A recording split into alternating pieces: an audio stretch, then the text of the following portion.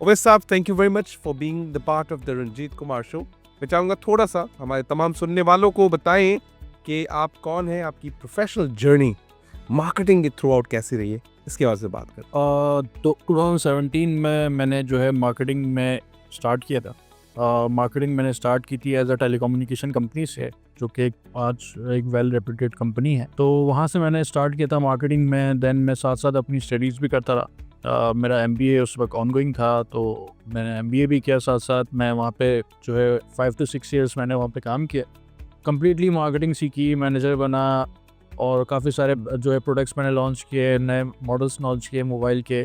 دین پھر میں جو ہے اپیرل میں آیا. اپیرل میں نے جو ہے کچھ ٹائم گزارا.